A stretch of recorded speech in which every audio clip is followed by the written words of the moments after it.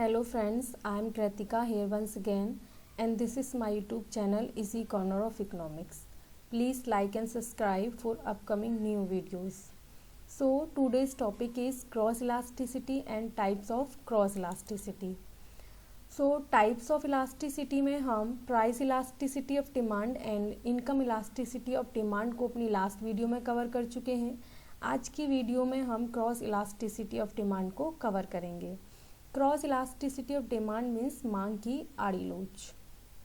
So the measure of responsiveness of the demand for a goods towards the change in the price of A related goods is called cross price elasticity of demand. It is always measured in percentage term.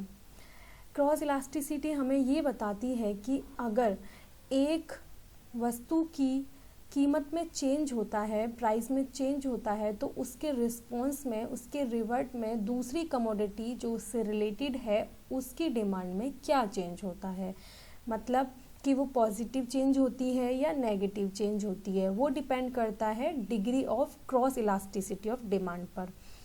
यहाँ पे आप देख सकते हैं माना कि x goods है और वाई गुड्स है. अब हम ये देखें कि अगर वाई गुड्स की प्राइस में चेंज हो रहा है, मतलब इंक्रीज हो रही है, तो जो एक्स गुड की डिमांड है उसमें क्या चेंज होगा, मतलब वो डिक्रीज होगी डिमांड या इंक्रीज होगी, ये डिपेंड करेगा degree of cross elasticity of demand पर. So you can see here the cross elasticity of demand is a measure of the responsiveness of purchase of y to change in the price of x. मतलब अगर price change हो रहे हैं x commodity के, तो उसके response में y commodity या y गुड्स की जो डिमांड है या परचेज है वो कितना चेंज हो रही है, ये मेज़र करते हैं हम क्रॉस इलास्टिसिटी में. ई वाई यहाँ पे आप देख सकते हैं, ये क्रॉस इलास्टिसिटी को रिप्रेजेंट करने का एक फॉर्मूला है ई एक्स वाई, यानी कि इलास्टिसिटी एक्स और वाई कमोडिटी के लिए जो दोनों एक दूसरे से रिलेटेड हैं. Percentage change in quantity of X divide by percentage change in price of Y. यहाँ पे इसका फॉर्मूला है ई सी यानी cross elasticity equal P Y divide by Q X into delta Q X divide by delta P Y. So अब हम देखेंगे degrees of cross elasticity of demand. First of all positive degree of cross elasticity of demand. When goods are substitute of each other then cross elasticity of demand is positive. अगर दो ऐसी वस्तुएं हैं या goods हैं, commodity हैं जो एक दूसरे से सब्स्टिट्यूट हैं या एक दूसरे के स्थानापन्न हैं, तो उनके बीच में जो क्रॉस इलास्टिसिटी होगी वो पॉजिटिव होगी. In other words when increase in the price of Y goods then increase in the demand of X good. अगर वाई गुड्स की प्राइस में चेंज हो रहा है, मतलब कि अगर वाई गुड्स की जो प्राइस है वो इंक्रीज हो रही है, तो उसके रिस्पॉन्स में या उसके रिवर्ट में एक्स कमोडिटी की डिमांड भी इंक्रीज होगी. क्यों इंक्रीज होगी? क्योंकि एक्स और वाई कमोडिटी दोनों एक दूसरे के स्थानापन्न है, सब्स्टिट्यूशन है. इसीलिए जो वाई कमोडिटी की प्राइस है इंक्रीज हो रही है, तो यहाँ पे एक्स कमोडिटी की डिमांड भी इंक्रीज होगी. For instant with the increase in price of tea then demand of coffee will be increase. अगर टी की प्राइस यानी कि चाय की प्राइस बढ़ जाती हैं, तो उसके रिस्पॉन्स में जो कॉफ़ी है उसकी डिमांड इंक्रीज हो जाएगी. क्यों? क्योंकि लोग चाय की कीमत बढ़ने पर, टी की कीमत बढ़ने पर टी के कंजम्पशन को कम करके कॉफ़ी को अप्रोच करने लगेंगे, कॉफ़ी की डिमांड करने लगेंगे. इसको आप एक एग्जाम्पल की हेल्प से भी समझ सकते हैं. Price of 1 cup of coffee is 50, then demand of tea is 50 cups and price of coffee is increased by 70 rupees for a cup, then demand of tea also increase and it will be 100 cups. मतलब जब coffee के एक cup की price 50 रुपये थी, 50 rupees थी, तब T के 50 कप डिमांड किए जा रहे थे, और जब कॉफ़ी की प्राइस बढ़कर 50 से 70 हो जाती है, 50 से 70 हो जाती है, तो चाय की जो डिमांड थी कप्स के लिए वो भी 50 से 100 कप्स हो जाती है। तो अब हमें इसके लिए इलास्टिसिटी को फाइंड करना है कि जो इलास्टिसिटी है, क्रॉस इलास्टिसिटी, क्रॉस इलास्टिसिटी चाय और कॉफ़ी के लिए वो किस डिग्री पर है। तो सबसे पहले हमें डेल्टा QX और डेल्टा PY, डेल्टा QX कैसे निकालेंगे, QX1 माइनस QX। तो QX1 कितना है हमारा 100, जो हमारी क्वांटिटी में चेंज हुआ था, 50 से 100 हो गई थी, और QX कितना है हमारा 50, जो इनिशियली हमारी क्वांटिटी थी या डिमांड थी किसके लिए, टी के लिए। तो आपका 100 माइनस 50 हो गया 50 कप्स, यानी कि जो आपकी डिमांड बढ़ी है वो 50 कप की बढ़ी है, यानी कि पहले 50 थी, अब जो 50 से बढ़कर 100 हुई है, तो उनके बीच का डिफरेंस आपका डेल्टा QX है, यानी कि जो चेंज हुआ है आपकी। आप देखेंगे डेल्टा PY, डेल्टा PY कैसे निकालेंगे, PY1 माइनस PY, Y1 कितना है आपका 70, जो आपकी कॉफ़ी की प्राइस है वो जो चेंज हुई थी वो 70 है, PY है आपका 50, यानी कि इनिशियल प्राइस आपकी 50 थी। तो यहाँ पर क्या है, आपकी जो डेल्टा PY है वो 20 है, यानी कि प्राइस में जो चेंज हुआ है वो 20 का हुआ है, और जो डिमांड में चेंज हुआ है वो 50 का हुआ है। अब इन सारी वैल्यूज़ पे हम इस जो क्रॉस इलास्टिसिटी है वो फाइंड कर सकते हैं लास्ट स्लाइड में जो फॉर्मूला था उसकी हेल्प से। यू कैन सी हेयर, ये फॉर्मूला है EC equal PY divide by QX into delta QX divide by delta PY। तो PY कितना है आपका 50 रुपीज़, जो इनिशियली आपकी प्राइस है, एंड QX कितना है आपका 50 कप्स, जो चाय की डिमांड थी इनिशियली वो 50 कप्स थी। डेल्टा QX कितना है आपका 50 कप्स, एंड डेल्टा PY कितना है आपका 20 रुपीज़। जो इन सारी वैल्यूज़ को कैलकुलेट करने पे जो इलास्टिसिटी निकल के आएगी, क्रॉस इलास्टिसिटी, वो होगी 2.5। It means cross elasticity is greater than 1 for coffee and T. यहाँ पे जो कॉफ़ी और टी के लिए क्रॉस इलास्टिसिटी निकल के आई है वो ग्रेटर देन 1 है। इसको आप समझ सकते हैं एक डायग्राम की हेल्प। O x एक्सिस पे quantity of x commodity and O y axis पे price of y commodity. Suppose quantity of tea is on axis and price of coffee is y axis. तो जब price OP थी y commodity की, तो demand कितनी की जा रही थी x कमोडिटी की, OM, और प्राइस बढ़कर OP से OP1 हो जाती है, तो डिमांड भी बढ़कर OM से OM1 हो जाती है। ये DD है जो आपका डिमांड कर्व है, पॉजिटिवली स्लोप है। यहाँ पे यही शो होता है कि जो टी और कॉफ़ी है उनके बीच क्रॉस इलास्टिसिटी पॉजिटिव है। पॉजिटिव क्यों है, क्योंकि अगर एक की प्राइस बढ़ती है तो दूसरे की डिमांड बढ़ जाती है। क्यों, क्योंकि दोनों एक दूसरे से सब्स्टिट्यूट हैं। So this is the positive degree of cross elasticity. And now negative cross elasticity. In case of complementary goods, cross elasticity of demand is negative. Complementary goods के केसेस में जो क्रॉस इलास्टिसिटी होती है वो negative होती है। Complementary goods होते हैं पूरक वस्तुएं, जो एक दूसरे की पूरक होती हैं, जिनकी डिमांड एक साथ की जाती है, जॉइंटली की जाती है। A proportionate increase in price of one commodity leads to a proportionate fall in the demand of another commodity because both are demanded jointly.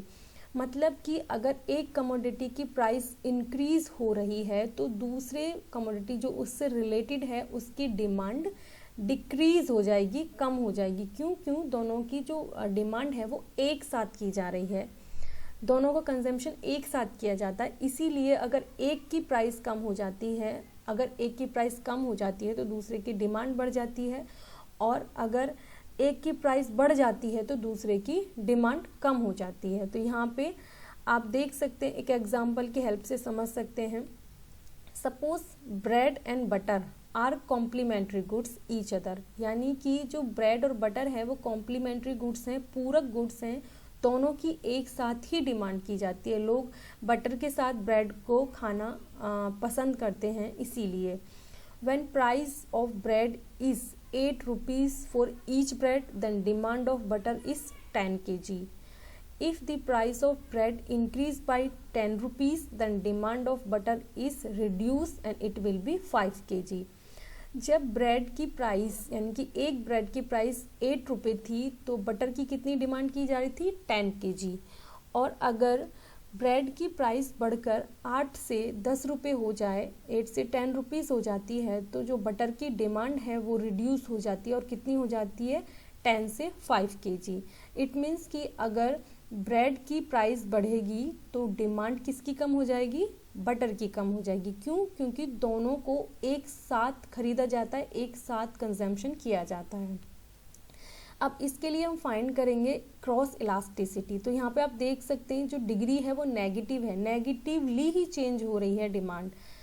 P Y आपका कितना है 8, यानी कि जो प्राइस है वाई कमोडिटी की इनिशियली ब्रेड यानी कि वो 8 है। पी वाई 1 यानी कि प्राइस चेंज हो गई, कितनी हो जाती है 10 रुपीज़।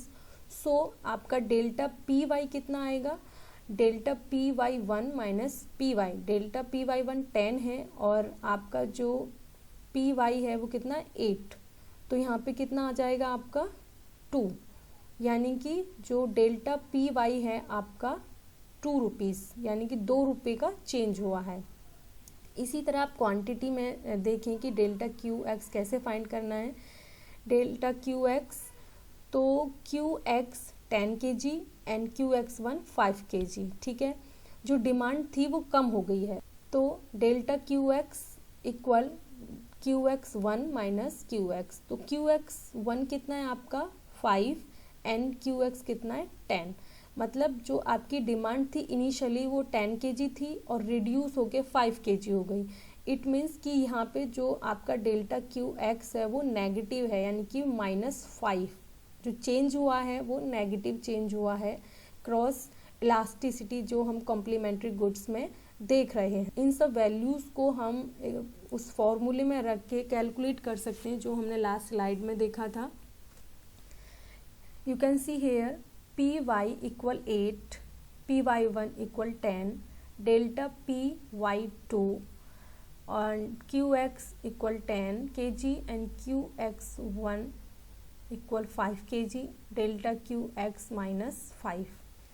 तो पी वाई कितना है आपका, पी वाई यानी कि इनिशियली प्राइस 8, क्यू एक्स कितना है यानी कि इनिशियली क्वांटिटी कितनी है आपकी 10 kg, डेल्टा क्यू एक्स कितना है आपका -5, डेल्टा पी वाई कितना है आपका 2।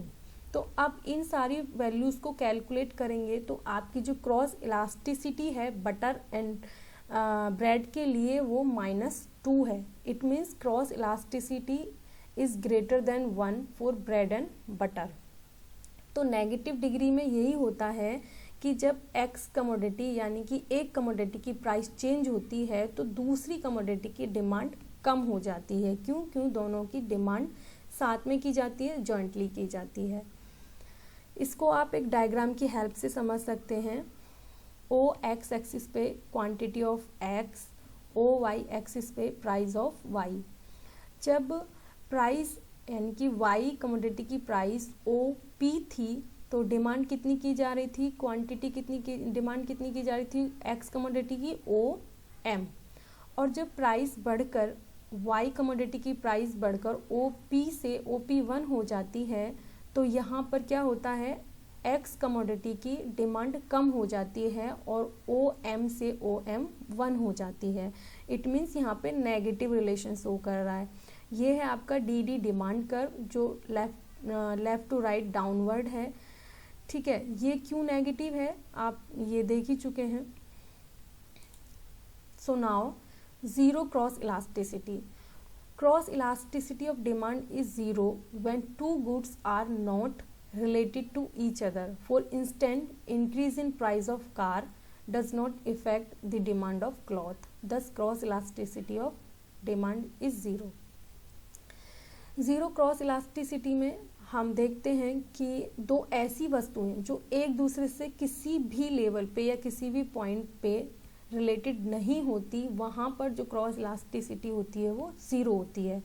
फॉर एग्जांपल यहाँ पे देख सकते हैं, अगर कार के प्राइस बढ़ते हैं तो जो क्लॉथ हैं, जो कपड़े हैं, उनकी डिमांड पे कोई इफ़ेक्ट नहीं होता, क्योंकि वो किसी भी लेवल पर, किसी भी पॉइंट पर एक दूसरे से रिलेटेड नहीं है। तो ऐसे केसेस में जहाँ पर दो वस्तुएं एक दूसरे से अपोजिट हैं या दूसरे से रिलेट नहीं करती, क्रॉस इलास्टिसिटी ज़ीरो होती है।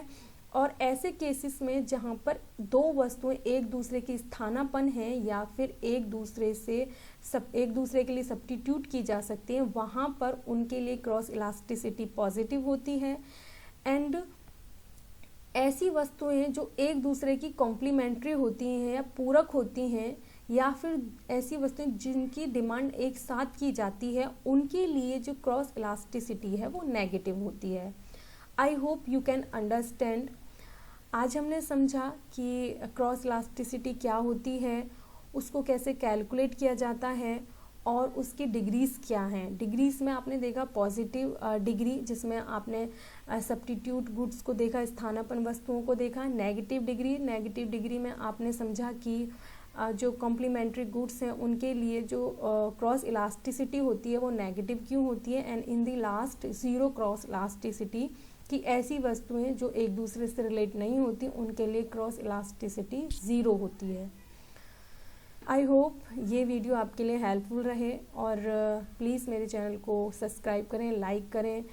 नई वीडियोस के लिए यहाँ पे मैं आपके बेसिक कॉन्सेप्ट को क्लियर करने की कोशिश करती हूँ, और आपको कोई भी क्वेरी है या कोई भी टॉपिक से रिलेटेड आप वीडियो चाहते हैं तो प्लीज़ आप कमेंट बॉक्स में कमेंट करके मुझे बता सकते हैं। Thank you so much.